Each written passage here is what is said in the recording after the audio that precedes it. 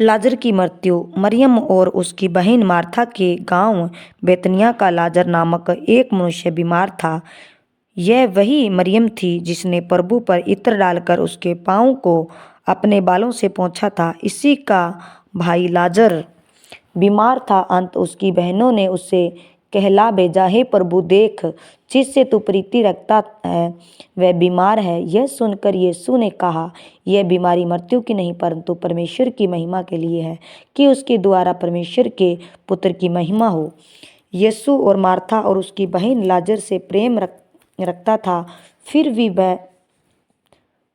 भी जब उसने सुना कि वह बीमार है तो जिस स्थान पर वह था वहाँ 2 दिन और ठहर गया। उसके बाद उसने चेलों से कहा, आओ हम फिर यहूदियों को चलें।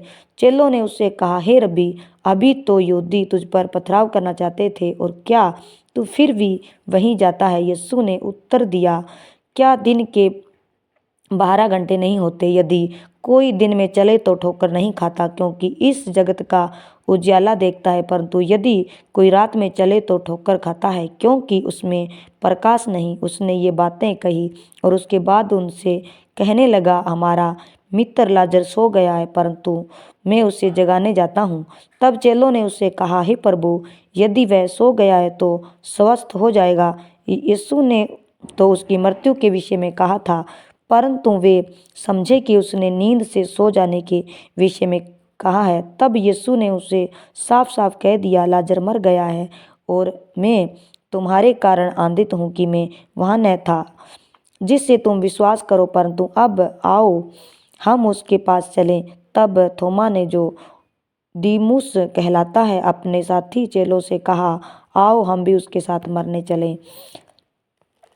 यीशु पुनरुत्थान और जीवन। वहां पहुंचने पर यीशु को यह मालूम हुआ कि लाजर को कब्र में रखे 4 दिन हो चुके हैं।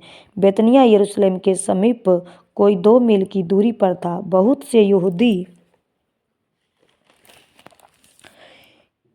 यहूदी और मार्था मरियम के पास उनके भाई की मृत्यु पर शांति देने के लिए आए थे।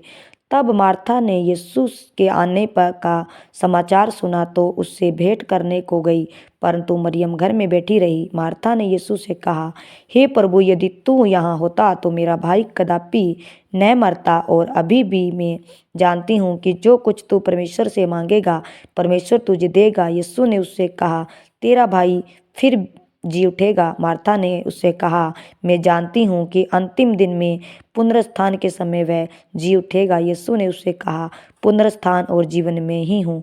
जो कोई मुझ पर विश्वास करता है वह यदि मर भी जाएगा तो भी मर भी जाएगा, और जो कोई जीवित रहेगा पर मुझ पर विश्वास करता है वह अंतकाल तक न मरेगा। क्या तू इस बात पर विश्वास करती है? उसने उससे कहा, हाँ प्रभु, मैं विश्वास करती हूँ कि परमेश्वर का पुत्र मसीह जो जगत में आने वाला था वह तू ही है।